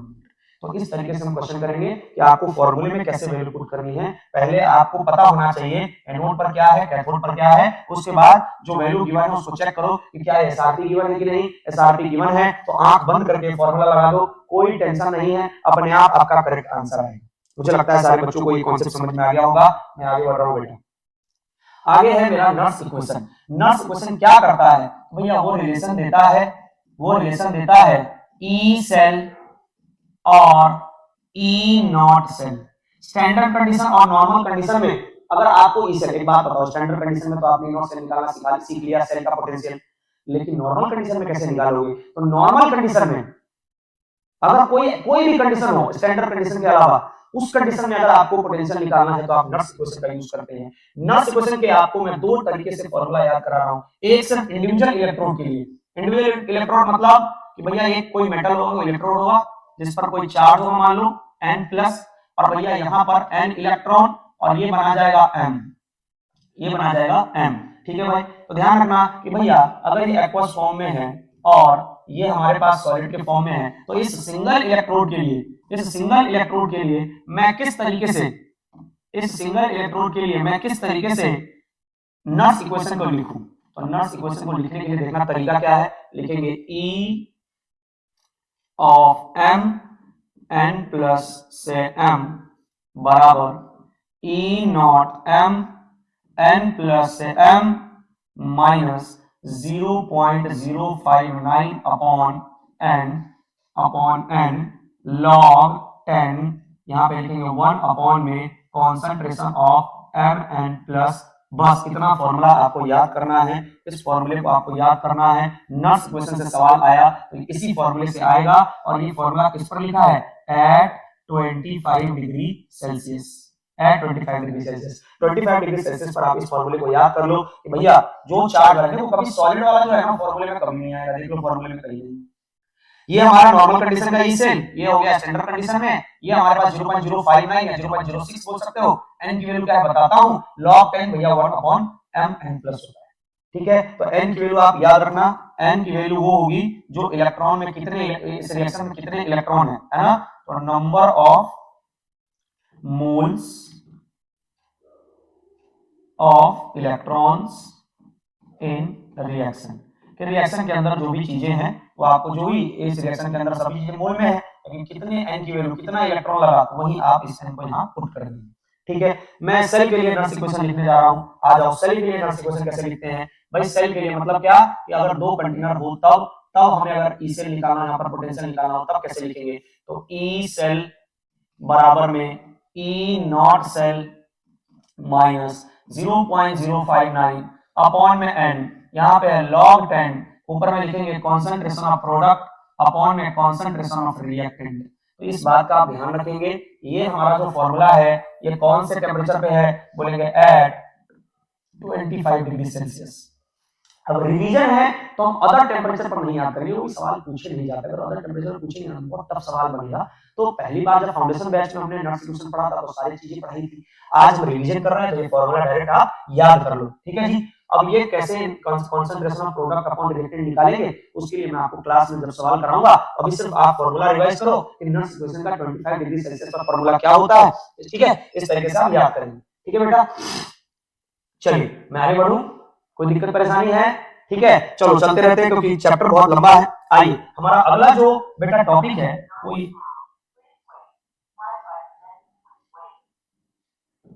आ जाओ, अगला जो हमारा बेटा टॉपिक है ध्यान से समझ लो, अगला टॉपिक है एसएचई। अब एसएचई के बारे में मैं थोड़ा सा आपके सामने एक्सप्लेन कर देता हूं। देखना एसएचई में देखा अभी तक जो भी तुम इलेक्ट्रॉन निकालते थे, ई नॉट ऑफ जिंक से Zn+2, E naught of copper से कॉपर+2, ई नॉट ऑफ जो भी हाइड्रोजन, चाहे मतलब हाइड्रोजन कह रहा हूं, कोई भी आप अगर सिल्वर का निकालना चाहते हो, जितने भी इलेक्ट्रोड के पोटेंशियल आप निकालना चाहते हो ना बेटा, वो सब के सब पोटेंशियल इस एसएचई से हेल्प लेकर निकाली गई। तो इसीलिए इसको बोला गया रेफरेंस इलेक्ट्रोड। रेफरेंस इलेक्ट्रोड, इसका नाम हो गया रेफरेंस इलेक्ट्रोड। ठीक है जी, दूसरा भैया ये जो एसएचई है ना वो एनोड जैसा भी बिहेव करता है एज वेल एज कैथोड जैसा भी बिहेव करता है, कैथोड जैसा भी बिहेव कर सकता है। भैया तीसरा, इसका जो पोटेंशियल लिया गया बेटा एसआरपी कह लो या इसका एसओपी कह लो, दोनों के दोनों 0 वोल्ट मान गए, 0 वोल्ट मान गए। चौथा भाई, फोर्थ नंबर में अगर ये एनोड जैसा बिहेव करेगा ना बेटा, एनोड जैसा बिहेव करेगा बेटा, तो पता है कैसे बिहेव करेगा? ध्यान से समझना। अच्छा, एसएचई का full form standard hydrogen standard hydrogen electrode, standard hydrogen electrode, standard hydrogen मतलब गैसियस इलेक्ट्रोड है, गैस वाला इलेक्ट्रोड कह सकते हैं, गैस वाला इलेक्ट्रोड, ठीक है। स्टैंडर्ड हाइड्रोजन इलेक्ट्रोड इसको कहते हैं, शॉर्ट नोट्स आता है, ये बहुत सारे एमसीक्यू आते हैं। अगर ये एनोड जैसा बिहेव करेगा तो कैसे लिखेंगे बेटा, एनोड जैसा बिहेव करेगा वैसे लिखेंगे H2 गैस, फिर लिखेंगे H प्लस एक्वस, यहाँ लिखेंगे 1m कॉन्सेंट्रेशन और लिखेंगे 1 बार प्रेशर, ठीक है। और ये किस पर रहता है तो प्लेटिनम पर, तो यहाँ लिखना प्लेटिनम, तो 0 से +1 देखो एनोड जैसा हो गया। अगर बेटा ये कैथोड जैसा बिहेव करेगा, अगर ये कैथोड जैसा बिहेव करेगा तो कैसे लिखो, उल्टा कर दो, H प्लस एक्वस, क्या लिखोगे कॉन्सेंट्रेशन 1m कॉन्सेंट्रेशन, उसके बाद क्या लिखोगे H2 गैस, कितने प्रेशर पर 1 बार प्रेशर पर, और उसके बाद लिखेंगे प्लेटिनम। प्लेटिनम क्यों होता है, क्योंकि गैस है, अब गैस को इलेक्ट्रोड बनाने जा रहे हैं तो गैस को चिपकाना पड़ेगा, तो इसीलिए कैटलिस्ट का यूज करते हैं हम भैया प्लेटिनम। तो ये सारी बातें आपको ध्यान रखना है, ये गैसियस इलेक्ट्रोड है और इतने अगर एसएचजी से क्वेश्चन आए तो इतने से ही आ जाएगा, आप इस बात को ध्यान रखना, ठीक है। मैं आगे बढ़ रहा हूं बेटा, मैं आगे बढ़ रहा हूं, मैं आपको इलेक्ट्रोकेमिकल सीरीज पढ़ाने जा रहा हूं। आओ, इलेक्ट्रोकेमिकल सीरीज क्या होता है, तो इलेक्ट्रोकेमिकल सीरीज क्या है, जो जितने भी इलेक्ट्रोड है उसके एसआरपी के डिक्रीजिंग ऑर्डर का अरेंजमेंट, जितने भी आपको इलेक्ट्रोड दिखाई दे रहे हैं, कॉपर का, जिंक का, सिल्वर का, हाइड्रोजन का, कुछ भी जितने भी मेटल के आपके एसआरपी दिखाई दे रहे हैं, सबके एसआरपी को एसएचजी से निकाल लिया, एक लिस्ट बना ली, लिस्ट बनाने के बाद उसको अरेंज किया डिक्रीजिंग ऑर्डर में, तो मुझे एक लिस्ट मिली, उसी को बोलते हैं इलेक्ट्रोकेमिकल सीरीज। क्या खास बात है बेटा, खास बात क्या है, तो आओ जरा यहां से कॉन्सेप्ट याद करो कि जिस इलेक्ट्रोड की एसआरपी, मैं सिर्फ एसआरपी में काम करूंगा, कॉन्सेप्ट सारे एसआरपी से बना रखा है, मोर निगेटिव एसआरपी होगी, मोर निगेटिव एसआरपी, जिसकी एसआरपी बहुत ज्यादा निगेटिव होगी या जिसकी एसआरपी बहुत ज्यादा कम होगी, लेस एसआरपी, मोर निगेटिव एसआरपी या लेस एसआरपी, आप याद करेंगे मोर रिएक्टिव, बहुत ज्यादा वो रिएक्टिव होगा इलेक्ट्रोड, बहुत ज्यादा रिएक्टिव होगा इलेक्ट्रोड। सेकंड नंबर में डिस्प्लेस्ड अदर, ठीक है बेटा। अच्छा जी, थर्ड नंबर में ध्यान से समझेंगे भैया, उसका रिड्यूसिंग पावर बहुत ज्यादा होगा, रिड्यूसिंग पावर बहुत ज्यादा होगा। भैया आप इस क्वेश्चन को इंपॉर्टेंट मान के चलना, बहुत इंपॉर्टेंट क्वेश्चन कराने जा रहा हूं। अब भैया क्या वो स्ट्रॉन्ग रिड्यूसिंग एजेंट होगा, हाँ जी वो स्ट्रॉन्ग रिड्यूसिंग एजेंट होगा, दूसरों को रिड्यूस करने का काम करेगा, खुद ऑक्सीडाइज हो जाएगा, बोलेंगे ऑक्सीडाइज इटसेल्फ, अपने आप को ऑक्सीडाइज कर लेगा। और क्या कॉन्सेप्ट बना सकते हैं, ये भैया ये एनोड जैसा बिहेव करेगा, तुरंत एनोड जैसा बिहेव करेगा। मान लो मैं कह रहा हूं ये x है और ये y है, इसकी एसआरपी मैं कह रहा हूं -20 है और इसकी एसआरपी मैं कह रहा हूं 5 है, तो एनोड जैसा बिहेव कौन करेगा, ये करेगा। तो इलेक्ट्रोकेमिकल सीरीज से अगर क्वेश्चन आए तो यहां से क्वेश्चन बनेंगे, जो मैं आपको क्लास में क्वेश्चंस कराऊंगा, ये सारे कॉन्सेप्ट आप इलेक्ट्रोकेमिकल सीरीज से याद करेंगे। अरे हवा लग रहा है यार, अगर समझ आ रहा हो तो वीडियो को लाइक शेयर पक्का करना है यार, बहुत मेहनत करके अभी सुबह 8 बजे से मैं वीडियो रिकॉर्ड कर रहा हूं और 10 बज चुके हैं, अभी बहुत सारे सिलेबस में बाकी है, बताइए, है ना। तो मैं आपके लिए मेहनत कर रहा हूं, तो बस आपका काम इतना है कि अच्छे मार्क्स लेके आना, अच्छे से पढ़ाई करना, रिवाइज करना और थोड़ा सा मेरे वीडियो को आगे पहुंचाने का काम करो, अगर आपको समझ में आ रहा हो तो। चलिए आगे बढ़ते बेटा, इलेक्ट्रोकेमिकल सीरीज यहां पर खत्म हुआ। इलेक्ट्रोलिसिस की बात करता हूं। इलेक्ट्रोलिसिस क्या होता है भैया, अगर आप किसी इलेक्ट्रोलाइट को ना, कोई भी इलेक्ट्रोलाइट होगा अगर स्ट्रॉन्ग इलेक्ट्रोलाइट है और इस इलेक्ट्रोलाइट को अगर आप करंट दोगे तो ये अपने आयंस में टूट जाता है, आयंस कितने टाइप के होते हैं भैया, तो आयंस दो टाइप के होते हैं, एक होता है केटायन और एक होता है एनायन, ठीक है जी। हमेशा याद रखना इलेक्ट्रोलिसिस प्रोसेस में जो केटायन है वो हमेशा कैथोड पर जाएगा, और जो बेटा एनायन है वो हमेशा एनोड पर जाएगा, ठीक है जी, इस बात का ध्यान रखना। अगर इलेक्ट्रोलिसिस के प्रोसेस में कोई भी केटायन या एनायन दोनों में से कोई भी अगर सॉलिड के रूप में अगर कहीं पर डिपॉजिट होते हैं, सॉलिड के रूप में है, तो हमेशा हम वर्ड लिखेंगे डिपॉजिटेड। और अगर वो गैस के रूप में अगर आपको दिखाई दे तो आप लिखेंगे लिबरेटेड, आप लिखेंगे लिबरेटेड, है ना। तो गैस को क्या लिखते हैं, लिबरेटेड, सॉलिड को क्या लिखते हैं, डिपॉजिटेड। इस बात पे ध्यान रखना। प्रोडक्ट ऑफ इलेक्ट्रोलिसिस में बेटा आ जाओ। प्रोडक्ट ऑफ इलेक्ट्रोलिसिस से एक ना एक क्वेश्चन आपके दिमाग में जरूर बनेंगे। प्रोडक्ट ऑफ इलेक्ट्रोलिसिस से पहले हम क्वेश्चन कैसे कैसे टाइप के आएंगे, तो सबसे पहले पहला टाइप का क्वेश्चन होगा इन मोल्टेन या फिर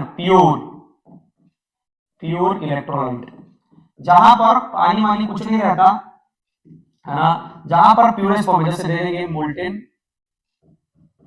NaCl, तो इसमें पानी तो है नहीं, तो बोलो केटाइन क्या है, Na+, एनायन क्या है, Cl-1, बोलेंगे सोडियम जो है वो डिपॉजिट होगा और क्लोरीन गैस जो है वो लिबरेट होगा। सीधा देख के आंसर है, इसमें कोई टेंशन लेने की जरूरत नहीं है। ये क्वेश्चन अगर आया तो आप जो केटाइन है उसी को डिपॉजिट करा दो, जो एनायन है उसी को लिबरेट करा दो, और आपको देख लो कि कौन गैस है कौन सॉलिड, आपको पता लग जाए क्लोरीन गैस है सोडियम सॉलिड है। तो इस तरीके से आप लिख दो, नोट्स में भी है, मैं रिवीजन में भी क्वेश्चन जब कराऊंगा तो आपको बताऊंगा।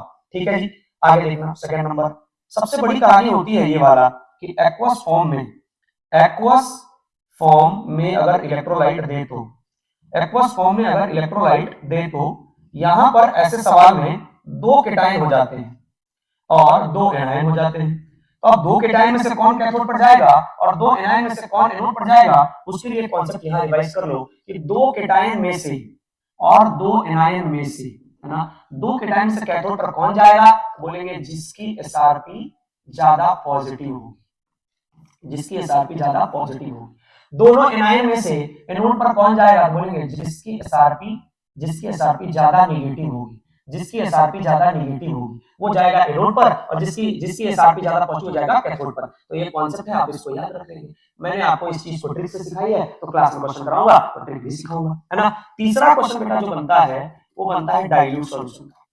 डाइल्यूट सॉल्यूशन का क्वेश्चन बनता है, अगर डाइल्यूट जैसे डाइल्यूट H2SO4 दे दे तो अगर किसी भी इलेक्ट्रोलाइट के साथ अगर डाइल्यूट लिखा हो तो आप हमेशा याद रखना कि भाई कैथोड पर हमेशा H2 गैस बनेगी, रिलीज होगी, लिबरेट होगी, और एनोड पर हमेशा याद रखना, हमेशा ऑक्सीजन गैस लिबरेट होती हुई दिखाई देगी। डायरेक्ट याद करो, चाहे डाइल्यूट के साथ कोई भी सॉल्यूट दिया हो, कोई भी इलेक्ट्रोलाइट दिया हो, आपको हमेशा हाइड्रोजन गैस को लिबरेट कराना है कैथोड पर, ऑक्सीजन गैस को हमेशा लिबरेट कराना है एनोड पर।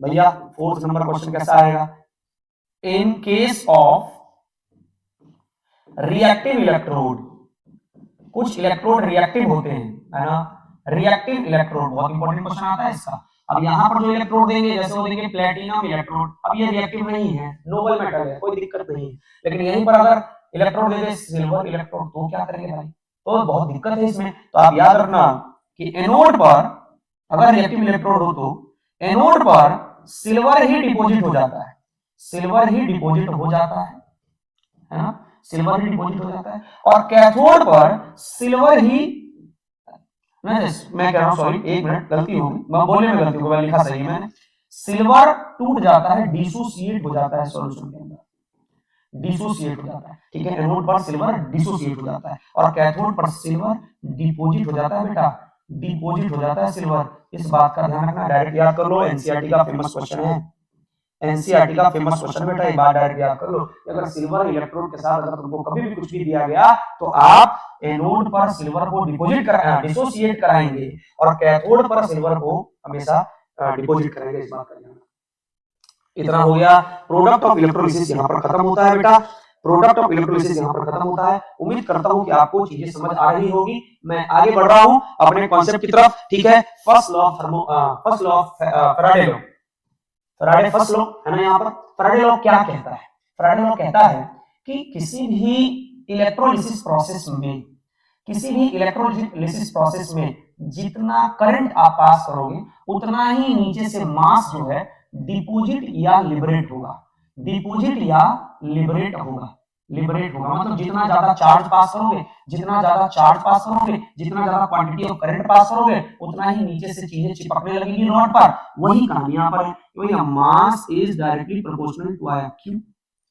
भैया mass is directly proportional I into T, physics में आपने पढ़ा होगा Q बराबर I T, मास बराबर आया प्रोबेबिलिटी का साइन हटाएंगे तो Z इनटू में I इनटू में T, इसको कहते हैं इलेक्ट्रोकेमिकल इक्विवेलेंस, है ना, इलेक्ट्रोकेमिकल इक्विवेलेंस। ध्यान रखना भैया M बराबर में ZIT, आपको एक टास्क दे रहा हूं बेटा, टास्क दे रहा हूं, आपके नोट्स में है, करना क्या है, डिफाइन जेड, डिफाइन जेड, ये आप जरूर पढ़ें। डिफाइन जेड 1 मार्क्स का क्वेश्चन आता है, ठीक है। अच्छा भैया, फ्राडे फर्स्ट लॉ के जो जितने भी क्वेश्चन है बेटा, वो हम करेंगे यूनिटरी मेथड से।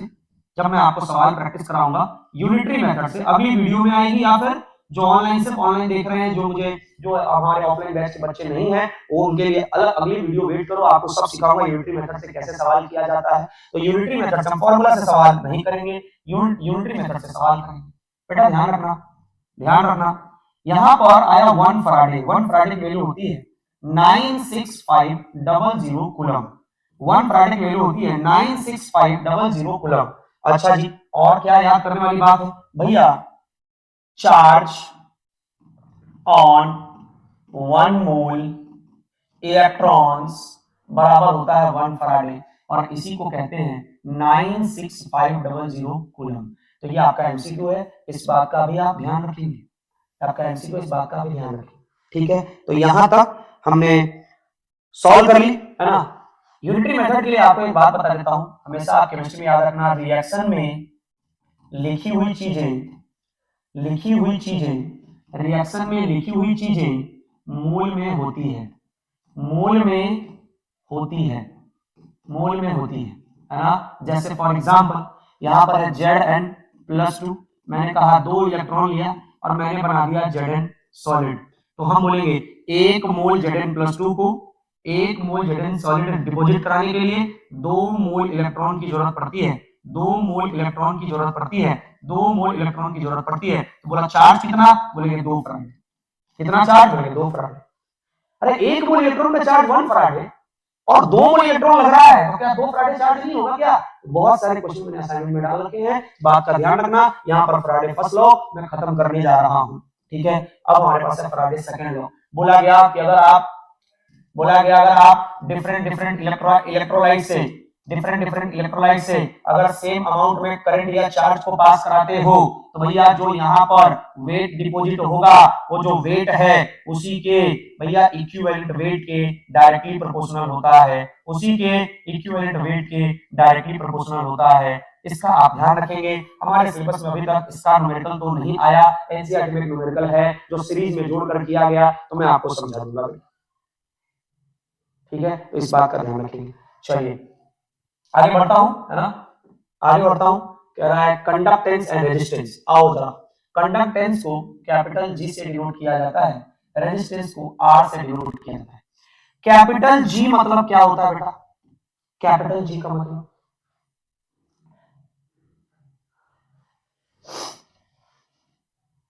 रिकॉर्डिंग चल रही है ना, हाँ चल रही है बेटा, ध्यान से समझेंगे कि कैपिटल जी का मतलब क्या होता है।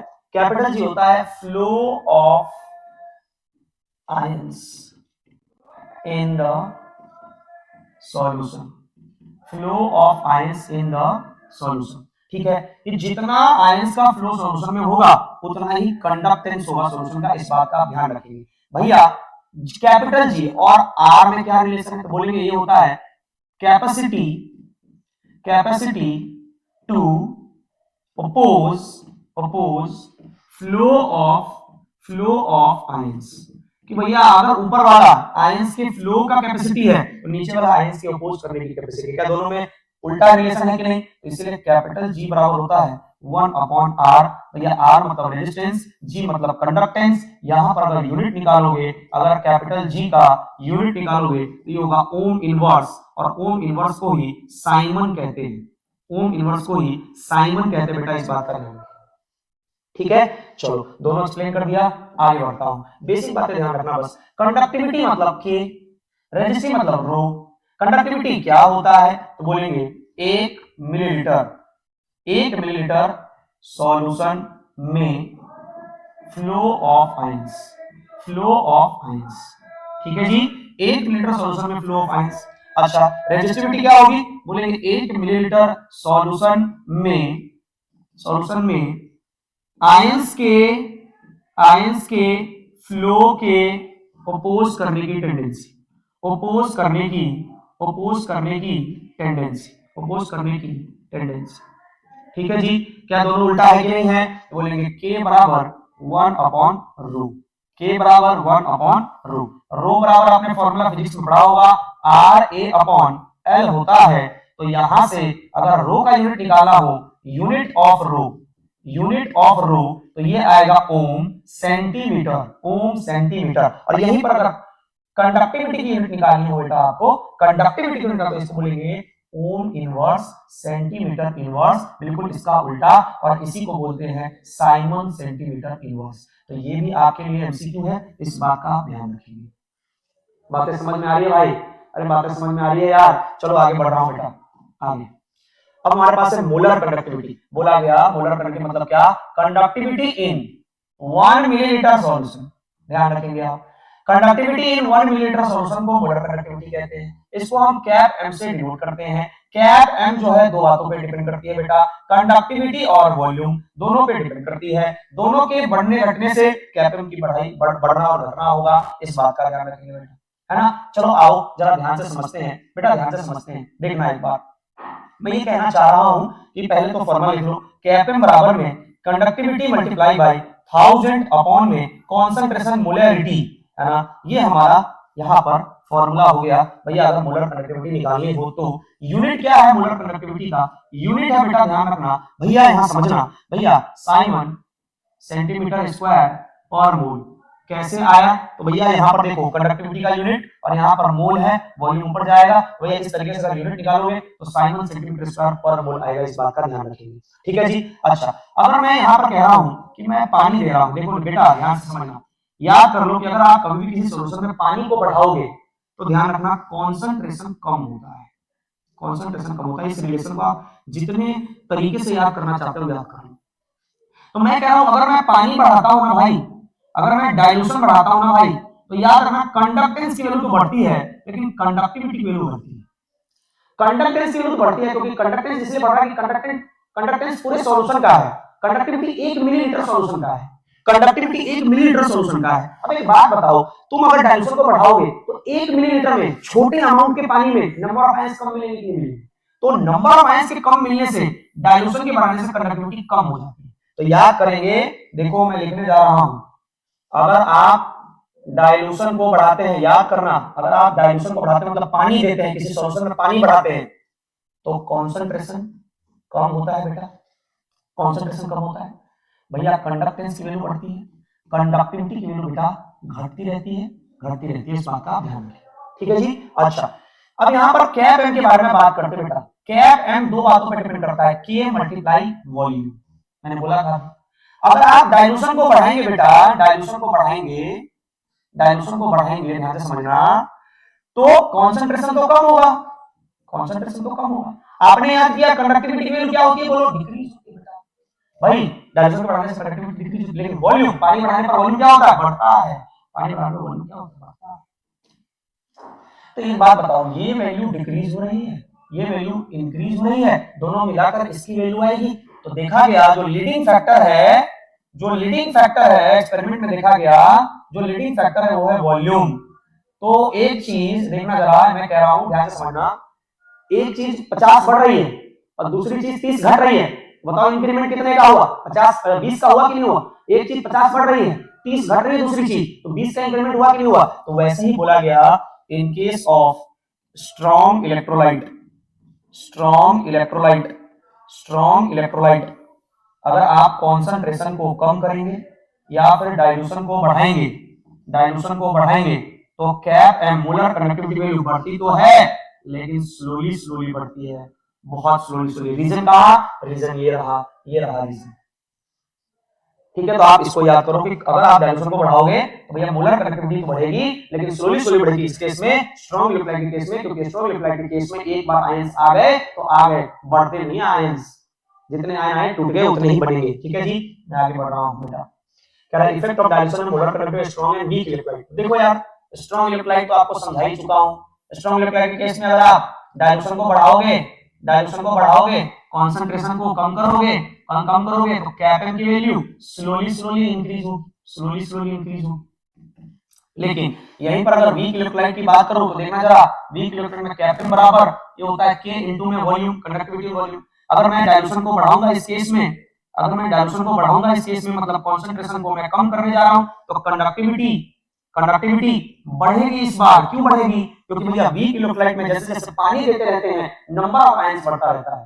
भाई स्ट्रॉन्ग इलेक्ट्रोलाइट में एक बार में पानी देके आयंस सारे के सारे आयंस टूट जाते हैं, लेकिन वीक इलेक्ट्रोलाइट में पानी देते रहोगे आयंस बढ़ता जाएगा, पानी देते रहोगे आयंस टूटता जाएगा, पानी देते रहोगे आयंस टूटता जाएगा, तो इसलिए कंडक्टिविटी बढ़ेगी। और वॉल्यूम पानी के बढ़ाने से तो वॉल्यूम बढ़ता ही है, पता है इस केस में दोनों बढ़ रहे हैं, तो इसीलिए बोला गया वीक इलेक्ट्रोलाइट के केस में अगर आप डाइल्यूशन बढ़ा रहे हैं, कंसंट्रेशन को कम कर रहे हैं, तो होगा क्या? कैप एम की वैल्यू इंक्रीज होती है और बहुत रैपिडली इंक्रीज होती है, बहुत फास्ट, क्योंकि दोनों फैक्टर यहाँ पर इंक्रीज हो रहे हैं। पिछले वाले केस में दोनों फैक्टर नहीं थे, एक इंक्रीज एक डिक्रीज हो रहा है। तो यहाँ से ग्राफ आया बेटा, इस ग्राफ को आप याद रखेंगे, एक ग्राफ आया, इस ग्राफ को याद रखेंगे, अंडर रूट ऑफ कॉन्सेंट्रेशन, यहाँ पर कैप एम, ठीक है जी। तो यहाँ से स्ट्रॉन्ग इलेक्ट्रोलाइट में जब मैंने कॉन्सेंट्रेशन को कम करूंगा, कम मतलब इधर जाऊंगा तो मेरी मोलर कंडक्टिविटी बढ़ती जाएगी, तो ये हो गया स्ट्रॉन्ग इलेक्ट्रोलाइट का ग्राफ। और यहीं पर अगर मैं वीक इलेक्ट्रोलाइट का बनाऊं, तो वीक इलेक्ट्रोलाइट का केस में भैया मैं देखता हूं तो रैपिडली भैया इंक्रीज होती है, इसका मतलब ये है वीक इलेक्ट्रोलाइट, ये है वीक इलेक्ट्रोलाइट, ठीक है जी। तो वीक इलेक्ट्रोलाइट केस में ऐसा ग्राफ आता है रैपिडली। अब देखना जरा, मैं कह रहा हूं कि अगर मुझे जीरो कॉन्सेंट्रेशन, ये कॉन्सेंट्रेशन कौन सा है? जीरो कॉन्सेंट्रेशन, इसी को क्या बोलेंगे? Infinite dilution, infinite dilution. ध्यान से समझना जो मैं समझाने जा रहा हूं, टॉपिक लास्ट आ गया है। इनफाइनाइट डाइल्यूशन मतलब क्या? बहुत पानी मिला देना, आयंस जीरो दिखे, कॉन्सेंट्रेशन जीरो हो जाए। तो इस केस में मैं जीरो कॉन्सेंट्रेशन पर इस ग्राफ को मैं आगे बढ़ाना चाह रहा हूं, तो आगे बढ़ाऊंगा तो देखो जीरो कॉन्सेंट्रेशन वैल्यू मिली, इसको बोलेंगे cap naught m. Zero concentration पर स्ट्रॉन्ग इलेक्ट्रोलाइट के केस में मुझे देखो वैल्यू मिली, लेकिन अगर मैं वीक इलेक्ट्रोलाइट के केस में जीरो कॉन्सेंट्रेशन वैल्यू कहीं नहीं मिल रही है, इसका मतलब क्या लिख सकता हूं मैं? कैप नॉट एम को कहते हैं बेटा, ये जो वैल्यू आई है यहाँ पर जीरो कॉन्सेंट्रेशन पर जो मोलर कंडक्टिविटी मिलती है उसको बोलते हैं limiting molar conductivity, limiting molar conductivity. किसको बोलते हैं लिमिटिंग मोलर कंडक्टिविटी? तो ऐसा मोलर कंडक्टिविटी जो जीरो कॉन्सेंट्रेशन पर मुझे मिले, इनफाइनाइट डाइल्यूशन पर जो मिले, उसको हम लिमिटिंग मोलर कंडक्टिविटी कहते हैं। हम बोलेंगे स्ट्रॉन्ग इलेक्ट्रोलाइट के केस में एक्स्ट्रा प्लॉट करने पर, एक्स्ट्रा प्लॉट करने पर कैप नॉट एम कैलकुलेट कर सकते हैं, लेकिन वीक इलेक्ट्रोलाइट के केस में एक्स्ट्रा प्लॉट करने पर कैप नॉट एम कैलकुलेट नहीं कर सकते, ठीक है। तो इसीलिए अगला टॉपिक आया। अच्छा यहाँ पर एक क्वेश्चन बना दूं, कैप एम बराबर में कैप नॉट एम माइनस का बी इंटू में अंडर रूट ऑफ सी, इसी को हम डिबाई हकल इक्वेशन कहते हैं, डिबाई हकल इक्वेशन, ठीक है। ये इस स्ट्रेट लाइन का ग्राफ है, स्ट्रॉन्ग इलेक्ट्रोलाइट के केस का ग्राफ, स्ट्रॉन्ग इलेक्ट्रोलाइट के केस का इक्वेशन इस ग्राफ का इक्वेशन, इस ग्राफ का इक्वेशन, स्ट्रेट लाइन का इक्वेशन होता है ना y बराबर mx प्लस c, तो यही एक इक्वेशन है जो ध्यान रखेंगे आप। मान लो इस इक्वेशन के अंदर मैं कॉन्सेंट्रेशन वैल्यू जीरो पुट कर दूं, तो बोलो अगर जीरो पुट करूंगा तो कैप m क्या बनेगा? कैप नॉट m बनेगा। भैया जीरो कॉन्सेंट्रेशन पर molar conductivity limiting molar conductivity कहलाती है, याद कर लो यार।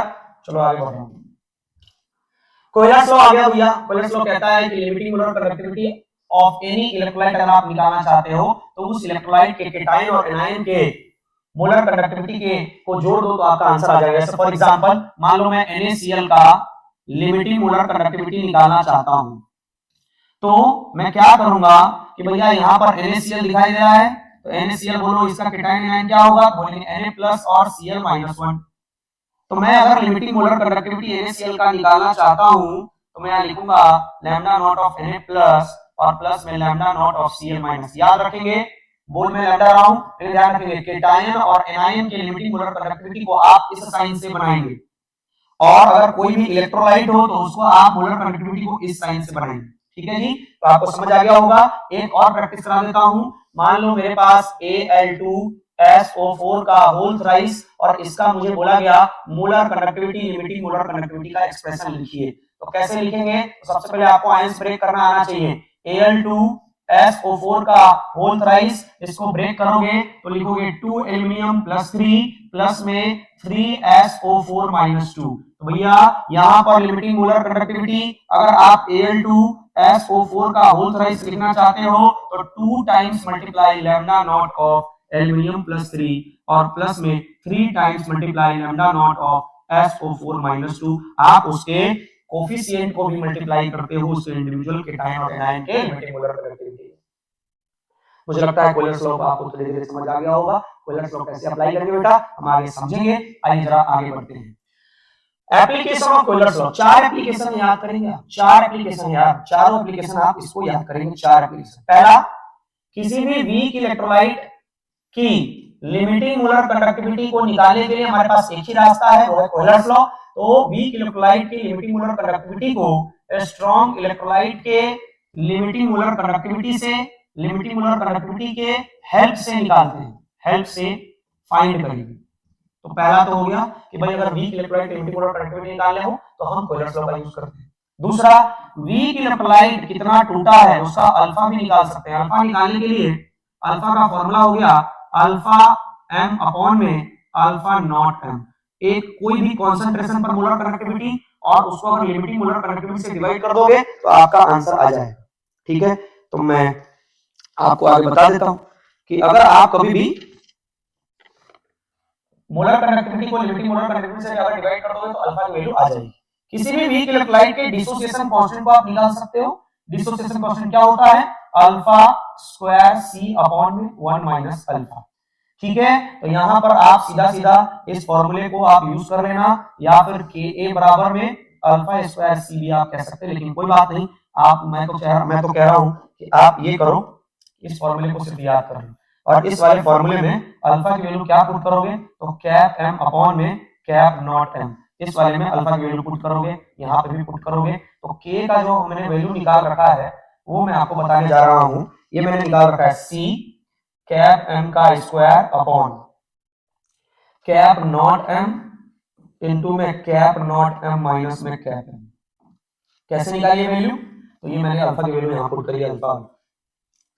जितने भी स्प्रिंगली सॉल्युबल सॉल्ट होते हैं बेटा ध्यान रखना, जितने भी स्प्रिंगली सॉल्युबल मतलब पार्शियल सॉल्युबल सॉल्ट होते हैं, पार्शियल सॉल्युबल सॉल्ट जितने भी स्प्रिंगली सॉल्युबल सॉल्ट होते हैं उनकी अगर सॉल्युबिलिटी निकालनी, सॉल्युबिलिटी, तो आप यूज करेंगे फॉर्मूला K इंटू में 1000 अपॉन में K इंटू में 1000 अपॉन में cap not m, cap not m।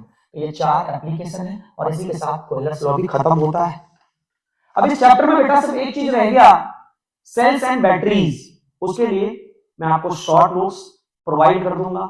जिसको भी सेल्स एंड बैटरीज समझना है उसके लिए मेरे पास वीडियोस पड़ी हैं, आप मुझसे वीडियो मांग लेना या फिर शॉर्ट नोट्स मांग लेना। शॉर्ट नोट्स को उसमें थ्योरी है वो हो जाएगा आपसे, है ना। नहीं होगा तो आप मुझे बताना, मैसेज करना, मैं वैसे क्लास के अंदर आपको बता दूंगा कैसे उसको कवर करना है। तो ये इतना बड़ा चैप्टर हमने अभी इलेक्ट्रोकेमिस्ट्री 1 शॉट में खत्म किया। बस तुम ऐसे ही लगन के साथ पढ़ते रहो। कोई भी प्रॉब्लम हो, कुछ भी दिक्कत हो, मुझे मैसेज करो, ग्रुप में तुम्हारे साथ, व्हाट्सएप पे हूं तुम्हारे साथ, मुझे मैसेज करो, है ना। और प्रॉब्लम का सलूशन है। जब तक एग्जाम हो नहीं जाते बिल्कुल भी थोड़ा थोड़ा आपको पढ़ते पढ़ते रहना है, परेशान नहीं होना है। डेली अगर पढ़ोगे ना तो परेशानी नहीं होगी, डिमोटिवेट नहीं होगे, है ना। डेली पढ़ाई करो। स्टूडेंट के लिए उसका सबसे बड़ा मोटिवेशन है कि उसने उस दिन पढ़ाई करी कि नहीं करी।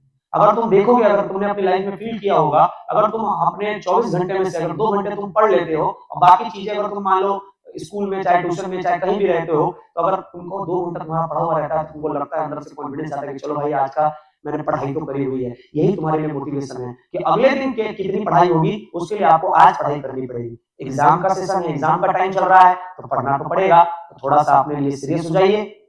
आपके लिए देखो, आपके मार्क्स अच्छे आएंगे, आपको अच्छा लगेगा, आपके मार्क्स खराब आएंगे आपको बेकार लगेगा, दूसरा कोई नहीं झेलेगा बेटा। एग्जाम के टाइम में सिर्फ अगर फील करता है तो वो सिर्फ स्टूडेंट है, वो हर एक इंडिविजुअल स्टूडेंट है। उसने कितनी मेहनत की, कितना वो सीरियस था, कब उसने पढ़ाई करी, कब उसने शुरू की, कब उसने खत्म किया, सब उसी के ऊपर डिपेंड करता है। हम लोग तो यार हेल्प करने वाले लोग हैं आपके साथ, बस आपके कॉन्फिडेंस को बढ़ाने के लिए सामने आपके साथ रहता हूं और आपके साथ साथ जब चलता हूं तो आपको लगता है कि कोई तो है जो साथ में है और मेरे सिलेबस की टेंशन किसी को तो है।